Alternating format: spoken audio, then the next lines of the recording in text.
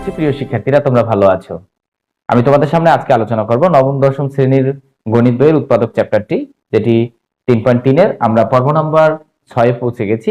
এখানে অঙ্ক থাকছে একটি, বাট এই অঙ্কটি অত্যন্ত গুরুত্বপূর্ণ। তোমাদের পরীক্ষার জন্য টেস্ট পেপার বিভিন্ন স্কুলের বিভিন্ন পরীক্ষায় আসতে থাকে, সাময়িক পরীক্ষাগুলোতেও আসে, যেটা অর্ধবার্ষিক বার্ষিক নিয়ে আসে। নেওয়ার পর এ বলতে 2a লিখবা, বি বলতে এই বর্গরাশিটাকে ভাঙাও। আগে কি ভাঙানো যায়? 2a তারপর হোল স্কয়ার দেওয়া যায়। তাহলে বি বলতে পাওয়া যাচ্ছে 1/2a। তাহলে আমরা যদি আবার আগের জায়গায় এটা কেটে দেই তাহলে কিন্তু -2টাই পেয়ে যাই। তাহলে এই পর্যন্ত আমাদের কাজ কিন্তু শেষ হয়ে গেছে। তারপরে কি থাকে? যা থাকে তুমি তাই লেখো, কারণ এখন ঝামেলায় যাও না, পরে তুমি ঝামেলাটাকে সামাল দিবে। তাহলে আমরা কি এখান থেকে সূত্র পাচ্ছি a square minus 2ab plus b square. তাহলে আমরা কি পাবো? a minus b whole square. Okay, then plus 2।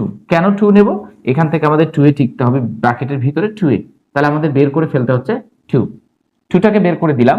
দেওয়ার পরে দেখতে পাচ্ছি এই সাইনের সাথে আমরা এই সাইন গুণ করে দেব, প্লাসে মাইনাসে মাইনাস। যদি তোমরা কোনো অংশ কমন নাও তাহলে খেয়াল রাখবে, যদি না থাকে যে অংশ থেকে কমন নিয়েছো সেই অংশে যায় আমরা দেখলাম যে নেই, তাহলে সেটা নিচে যাবে। খুব সহজ পদ্ধতি, এটা মনে রাখবে। তার মানে গুণ অবস্থায় নিলে ভাগ হয়, সেটা নিচে চলে গেছে।